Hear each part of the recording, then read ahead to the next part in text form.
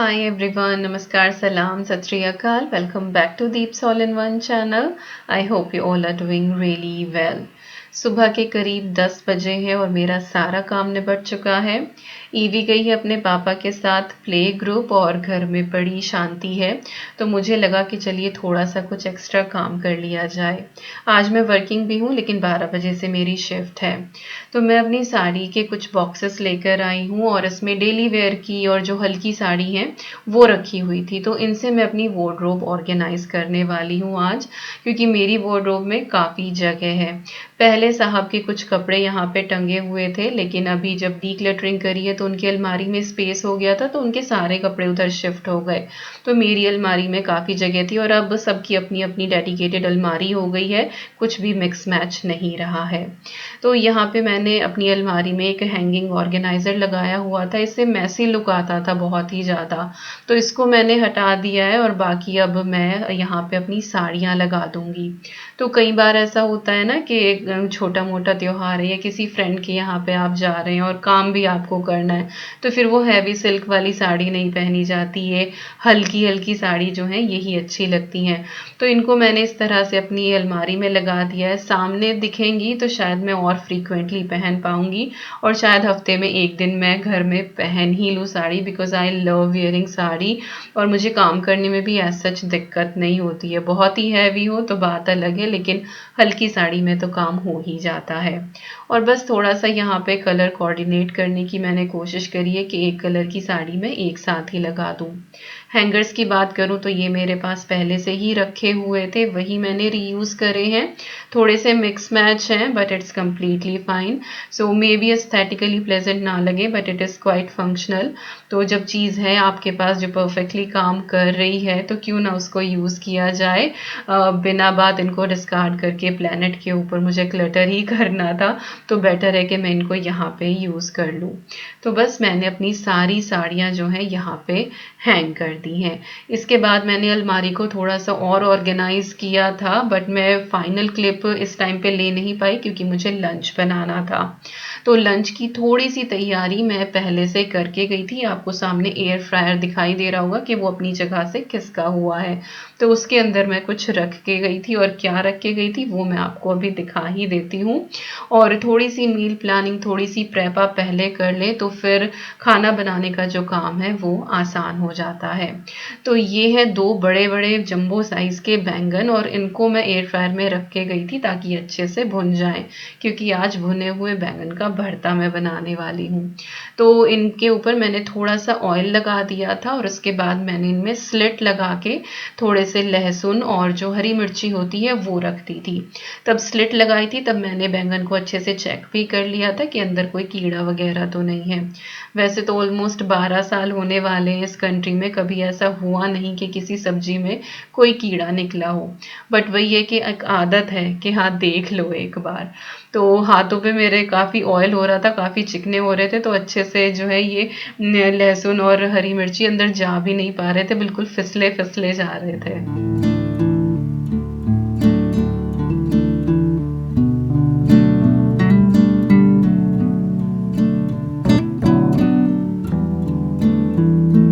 तो ये देखिए बैंगन हो गए हैं हमारे तैयार एयर फ्रायर के अंदर जाने के लिए।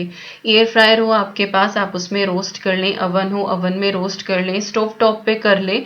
स्टोव टॉप का जो है वो फ्लेवर बहुत ही ज़्यादा अच्छा आता है, बट बहुत मैसी हो जाता है, फिर क्लीनिंग बहुत ज़्यादा करनी पड़ती है, और फॉयल वगैरह मैं स्टोव टॉप पे लगाती नहीं हूँ क्योंकि वो बिल्कुल भी सेफ नहीं रहता है। और यहाँ पे मैंने इसको 195 डिग्री सेल्सियस पर 20 मिनट्स के लिए रख दिया था। तो तब तक मेरी साड़ी ऑर्गेनाइज हुई, तब तक मेरा बैंगन जो है वो अच्छे से भुन गया था। और यहाँ पे मैंने चने की दाल सुबह ही भिगो दी थी, तब मैंने अद्वी का लंच बॉक्स और ब्रेकफास्ट बनाया था, तो वो अच्छे से सोख हो गई है। उसके अंदर मैंने उड़द की जो छिलके वाली दाल होती है, काली दाल हमारे यहाँ बोला जाता है, वो मैंने अभी डाली है। उसको सोख करके नहीं रखा जाता है, अगर आप उसको सोख कर देंगे तो उसका सारा छिलका उतर जाएगा और फिर उसकी ब्यूटी खराब हो जाएगी। तो चलिए अब काली चने की दाल बना लेते हैं, हमारे यहाँ काली चने की दाल ही बोला जाता है। तो मैंने प्रेशर कुकर में थोड़ा सा ऑयल लिया है, आप घी भी ले सकते हैं, उसमें थोड़ा सा मैंने हींग ऐड करा है, जीरा डाला है, धनिया पाउडर डाला है, हल्दी पाउडर डाला है, थोड़ा सा रेड चिली, दैट्स इट। यही जो बेसिक स्पाइसेस हैं वही हम ऐड करने वाले हैं। इसके अंदर कोई भी प्याज टमाटर नहीं जाएगा। अदरक लहसुन अगर आपको पसंद है तो आप कूट के थोड़ा सा वो डाल सकते हैं, या फिर फ्रोजन क्यूब हो तो आप वो डाल लें, या 1 चम्मच पेस्ट, जैसे आपकी मर्जी। लेकिन हम जो है वो इसी तरह से बनाते हैं, बहुत ही सिंपल सी ये रहती है और बहुत ही टेस्टी लगती है। तो 2 लैडल भर के मेरे पास ये दाल थी, मैंने इक्वल क्वांटिटी में ही ली है दोनों दाल, और लगभग 1.5 कप के करीब मैंने पानी ऐड कर दिया है। और वैसे पानी आप अपने हिसाब से डालें, क्योंकि हर प्रेशर कुकर का अलग ही माप होता है। और टेस्ट के हिसाब से मैंने सॉल्ट ऐड कर दिया है, साथ ही मैंने थोड़ा सा गरम मसाला इसके अंदर डाला है। इस पर्टिकुलर दाल में जो गरम मसाला होता है वो इसी स्टेज पे डाला जाता है, अदरवाइज मोस्टली दालों में जो है जब वो पक जाती हैं तब ऊपर से थोड़ा सा डाला जाता है, बट इसमें ऐसे ही डालना है। और आप चाहें तो डिफरेंस देख सकते हैं, आप पहले और बाद में डाल के दोनों तरीके से ट्राई करें, then you will feel the difference. तो चलिए, दाल तो बस अब हमारी डन हो जाएगी, 2-3 सीटी में हो जाती है। अब हम यहाँ पे तैयारी करते हैं बैंगन के भरते की। तो यहाँ पे मैंने वॉक ले ली है और ये स्टोनवेयर है, और इसमें जो है अगर कोई भी भुनने वाली चीज़ आप बनाते हैं ना तो वो बड़ी मज़े की बनती है, क्योंकि एक तो बहुत हैवी होता है, थिक होता है और स्लो हीट पे पकता रहता है। आप फ्लेम जो है वो मीडियम कर दें तो जो इतना अच्छा रोस्टिंग इफेक्ट आता है ना, दैट इज़ ऑसम। तो चलिए, तड़के के लिए मैंने यहाँ पे प्याज ऐड करी है, और मैं इस तरह से साथ के साथ ही कट कर रही हूँ। आप चाहें तो चॉपिंग बोर्ड पे काट सकते हैं, बाकी एक्सपर्ट है तो इसी तरह से आप कट कर दें। तो 2 मैंने बिग साइज की यहाँ पे अनियन ली है और उनको मैंने थिनली स्लाइस करके ऐड कर दिया है। और पैन जो है हमारा गर्म हो गया था, फिर मैंने ऑयल डाल दिया है। तो ऑयल जो है वो मैंने थोड़ा साइड में को डाला है, क्योंकि मुझे अब यहाँ पे जीरा ऐड करना था, ताकि जीरा अच्छे से भुन जाए। और जब जीरा अच्छे से भुन जाएगा उसके बाद फिर प्याज को हम अच्छे से मिक्स कर देंगे ऑयल और जीरे के साथ, और प्याज को हम यहाँ पे अच्छे से भून लेंगे जब तक कि उसकी जो टिप्स है ना वो हल्की हल्की सी ब्राउन ना हो जाए।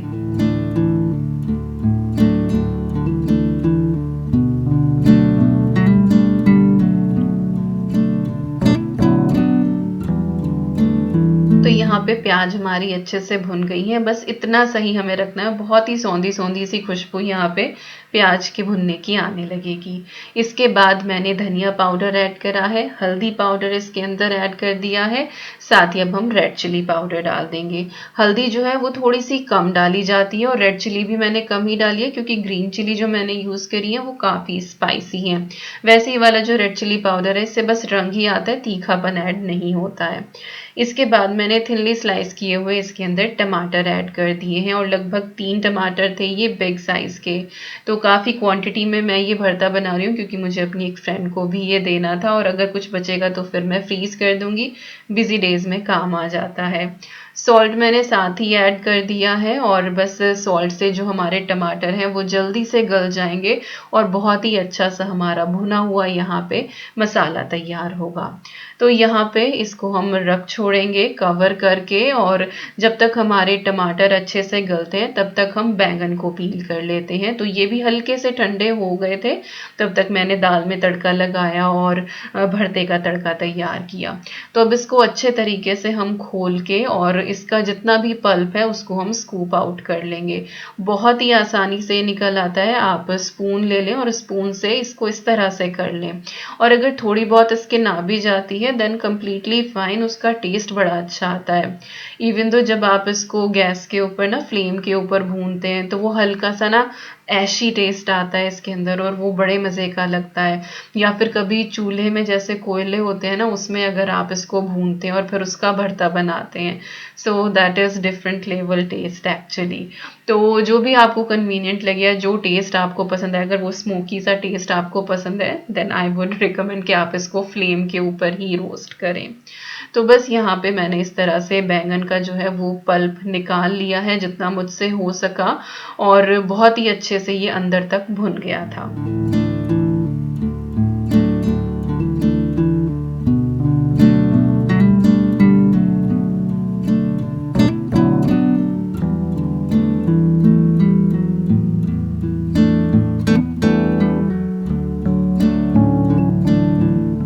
अब ये पल्प निकला है ना, इसको हम नाइफ से थोड़ा सा चॉप कर लेंगे। इससे क्या है कि बड़े बड़े इसके पीसेस नहीं रहेंगे, और जब आप इसको ऐड करेंगे कढ़ाई के अंदर तो इसको घुमाने में आसानी रहेगी। अदरवाइज क्या होता है कि वो एक ब्लॉब सा एक साथ हो जाता है और फिर उसको घुमाने में, उसको भूनने में थोड़ी सी मुश्किल होती है। तो बस हल्का सा ही चाकू आप रन कर लें ताकि ये थोड़ा सा छोटा छोटा हो जाए। और ये देखिए यहाँ पे जो टमाटर है हमारे बहुत ही अच्छे से गल गए हैं। इसको एक बार ही बस इस तरह से आप चलाएंगे ना और बिल्कुल ही आपका थिक सा एक मसाला पेस्ट बिल्कुल यहाँ पे तैयार हो जाएगा। और जब बैंगन का भरता घर में बनता है ना तो इसकी खुशबू अलग ही आती है, क्योंकि जितना ज़्यादा आप इसको भूनते हैं ना उतना ज़्यादा ये टेस्टी बनता है। तो टाइम लग जाता है इस एक डिश को बनाने में, लगभग 20 to 25 मिनट्स आपके लग जाएंगे, लेकिन मेहनत का फल जो है वो बहुत ही ज़्यादा मीठा मिलेगा। तो यहाँ पे मैंने बैंगन भी इसके अंदर ऐड कर दिए हैं। इसको एक बार हम अच्छे से मिक्स कर देंगे, और अब फ्लेम जो है वो आपको बिल्कुल स्लो पे कर देनी है। स्लो फ्लेम पे अब ये पकता रहेगा नेक्स्ट 15 मिनट्स के लिए। बीच बीच में आप इसको चला के देखते रहें।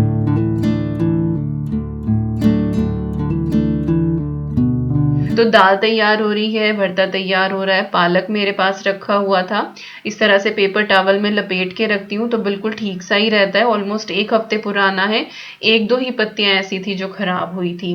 तो इसको मैंने अच्छे से वॉश कर लिया है इसी के अंदर, ये जो डिब्बा था जिसमें मैंने सेव किया था, और इसको मैंने बिल्कुल बारीक चॉप कर लिया है मैनुअल चॉपर में। तो हम पालक की रोटी बनाने वाले हैं, आप चाहें तो पराठा बना लें। तो थोड़ा सा सॉल्ट डाला है, 2 कप मैंने होल व्हीट फ्लावर डाला है जो चपाती का आटा होता है, और इसका अब हम डो नीड कर लेंगे। और बस लिक्विड में मैं इसके अंदर दही ऐड कर रही हूँ, 2-2.5 टेबल स्पून के करीब। पानी इसके अंदर ऐड नहीं होगा, और बिल्कुल टाइट सा डो आपको बनाना है, क्योंकि जब आप इसको थोड़ी देर रेस्ट कराएंगे तो पालक जो है वो पानी छोड़ देता है, तो डो थोड़ा सा लूज चपाती के जैसा हो ही जाएगा। अब यहाँ पे हमारे बैंगन जो हैं वो अच्छे से भुन रहे थे, तो अब मैंने इसमें फिर से सॉल्ट ऐड करा है बैंगन के हिसाब का, क्योंकि शुरुआत में हमने सिर्फ टमाटर के हिसाब का डाला था, और साथ ही मैंने गरम मसाला ऐड करा है। लेकिन अभी भी हमारी सब्जी डन नहीं हुई है, अभी इसको और हमें भूनना है। तो लाइक 5-5 मिनट की स्टेजेस होती हैं कि कब आपको क्या चीज़ें ऐड करनी है। अच्छा, भुनी हुई हरी मिर्चें तो इसके अंदर हैं ही, अगर आपको और थोड़े से रॉ फ्लेवर वाली भी चाहिए तो आप ऊपर से वो भी ऐड कर सकते हैं। अब मैंने इसके अंदर ऐड करा है जिंजर।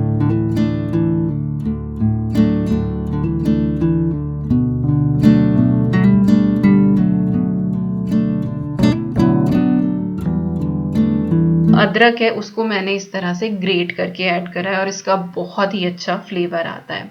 ये ऐड करने के बाद आपको इसको फिर से भूनना है 2-3 मिनट के लिए। फ्लेम बस लो ही रखें और भुनाई इसकी ज़बरदस्त करते रहें।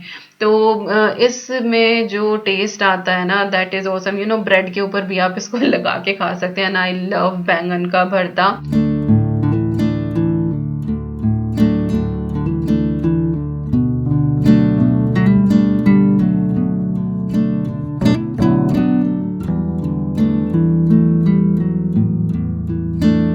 ओके, अब फाइनली हम इसके अंदर ऐड करेंगे हरा धनिया। मेरे पास फ्रेश नहीं था तो इसीलिए मैंने सूखा ऐड कर दिया है।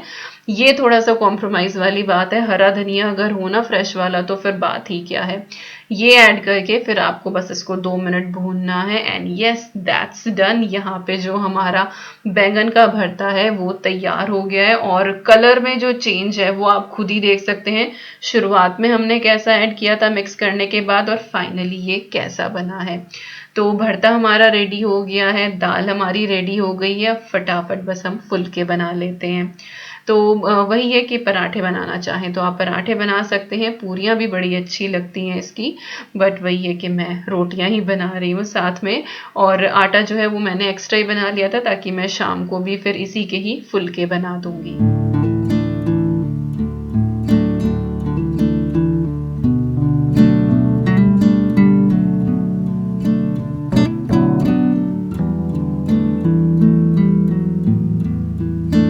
और ये वाली जो रोटियां होती है ना, इसमें बस लक ही रहता है कि ये फूल जाएं। कोई कोई रोटी फूल जाती है, अदरवाइज ये फूलती नहीं है, क्योंकि थोड़ा सा चंक रहता ही है पालक का। अगर आप थोड़ा सा ब्लांच करके ऐड करते हैं तो फिर आपकी रोटियां जो हैं वो सारी फूली फूली बनती हैं। तो चलिए बस अब लंच की प्लेट लगा लेते हैं।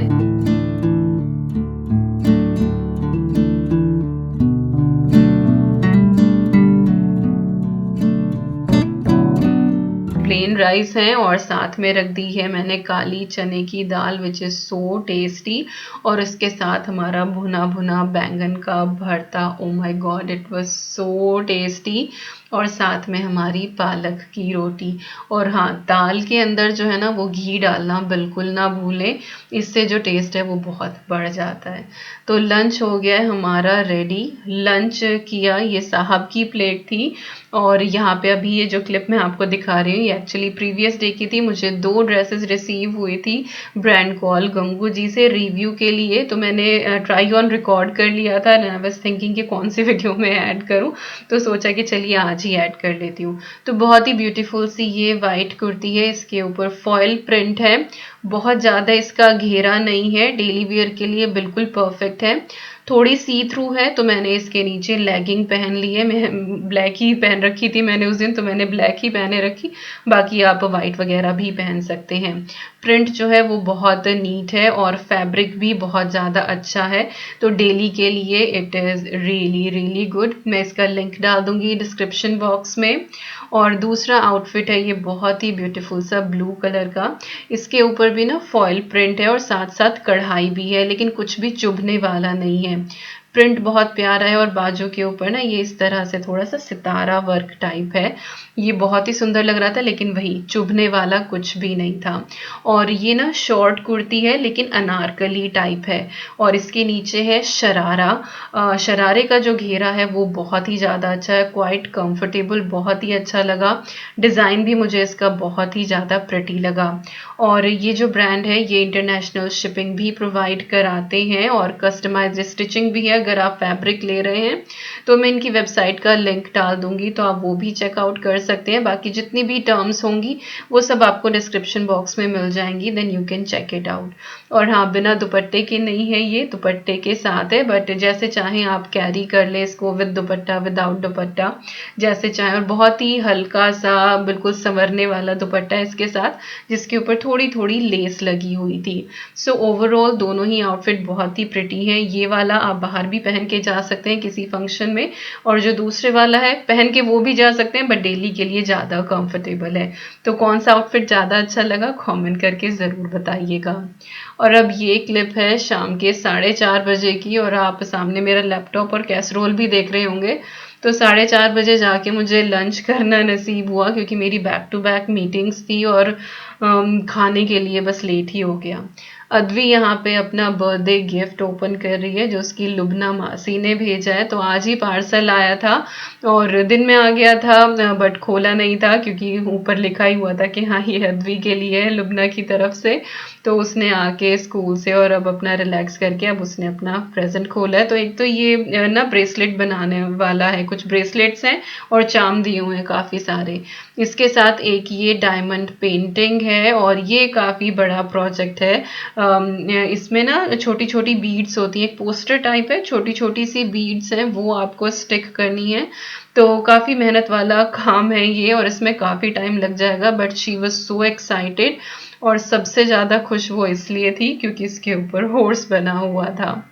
तो आज हमारी ईवी को आपने सुबह से देखा ही नहीं, क्योंकि वो प्ले ग्रुप से आई थी, आके फिर वो सो गई थी।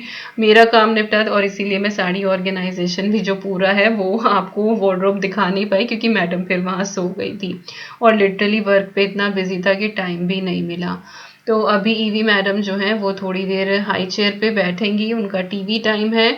और मैं क्विकली आ गई हूँ किचन में, किचन समेटने के लिए, क्योंकि लंच के बाद, लंच बनाने के बाद जो है वो बिल्कुल भी मुझे टाइम नहीं मिला था कि मैं किचन को अच्छे से साफ कर देती। तो काउंटर टॉप मैंने क्लीन कर दिया था, लेकिन बर्तन वगैरह जो थे वो सब सिंक में भरे पड़े थे।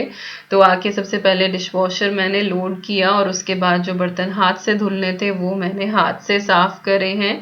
और जो खाना बचा हुआ था वो मैंने पैंस वगैरह में निकाल के रखा ताकि रीहीट करना पड़ जाए। और मेरा लंच तो खैर इतना लेट हो गया था कि मुझे तो डिनर करना ही नहीं था। तो कभी कभी कोई कोई दिन जो है वो इतना ज़्यादा बिजी हो जाता है। सुबह मुझे लग रहा था कि आज टाइम है मैं एक्स्ट्रा काम कर लूँ, और फिर इतना ज़्यादा हेक्टिक हुआ कि खाना भी टाइम से नसीब नहीं हुआ।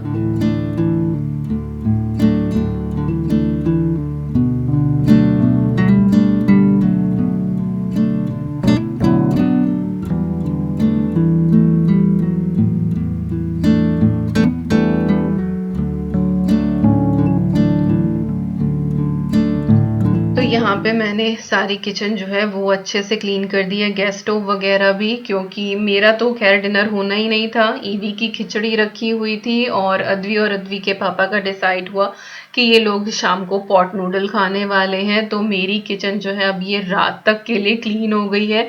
अब मुझे रात को क्लीन करने की ज़रूरत नहीं है। अदरवाइज मैंने आटा एक्स्ट्रा बना लिया था कि शाम को फुल्के उतार दूंगी, अगर ये कोई और सब्जी कहेंगे तो वो बना लूंगी, अदरवाइज भरता तो रखा ही हुआ है। तो मैं अपनी प्लानिंग करके थी, बट वही है कि चलो मुझे रेस्ट मिल ही गया। अच्छा, यहाँ पे मैं आपको दिखा देती हूँ, ये मुझे स्प्राउट्स बनाने हैं। पहली रात जो है मैंने चना, मूंग और मेथी ये मैंने भिगो के रख दिए थे। और लाइक सुबह से ये पहली रात और पूरा दिन ये भीगे हुए ही रखे हैं। और अब मैंने इनको जो है वो एक बार वॉश कर लिया है, सोक करने से पहले मैंने इनको वॉश कर दिया था। तो लगभग 24 घंटे इनको भीगे हुए हो गए हैं। और अब इनको एक बार वॉश करके पानी निकाल के मैं इस तरह से इस स्टील के डब्बे में इसको बंद करके रख दूंगी। और एक दो दिन में ये बहुत अच्छे से स्प्राउट हो जाएंगे और इसकी रेसिपी मैं बहुत जल्दी शेयर करूंगी।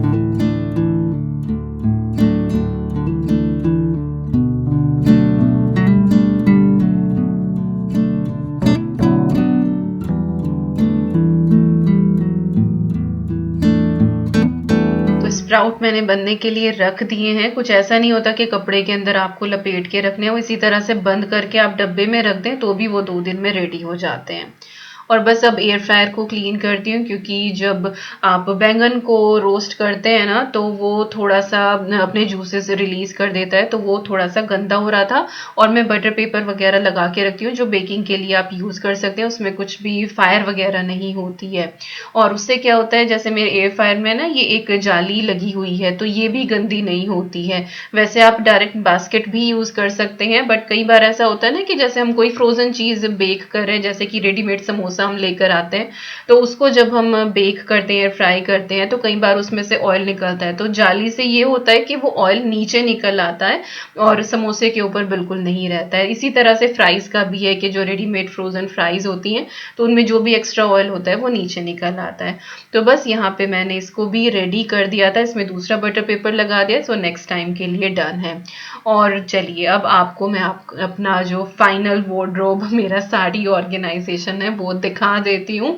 तो बस हैंगर्स पे मत जाना, थोड़े से मिक्स मैच हो रहे हैं, बट शायद मैं एक दो दिन में इनको चेंज करूंगी कि एक कलर के जो हैंगर्स हैं वो एक साथ आ जाएं।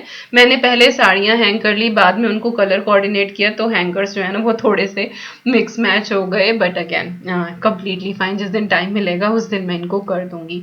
तो साड़ी जो है वो ब्लू से मैंने शुरू करी है। पहले एक ब्लैक है साड़ी, वो ब्लू है, उसके बाद जो है वो ग्रीन शेड, उसके बाद रेड एंड पिंक शेड, और फिर उसके बाद जो है बिल्कुल लाइट कलर की मैंने रख दी है साड़ी। सो यस, आपको दिख रही होंगी। और ये सारी की सारी साड़ीज मैंने पहनी हुई हैं। आपने सारे मेरे व्लॉग्स में मुझे देखा ही होगा जो पहले से मुझे देख रहे हैं, बाकी अब आने वाली वीडियोस में भी आप देखेंगे ही।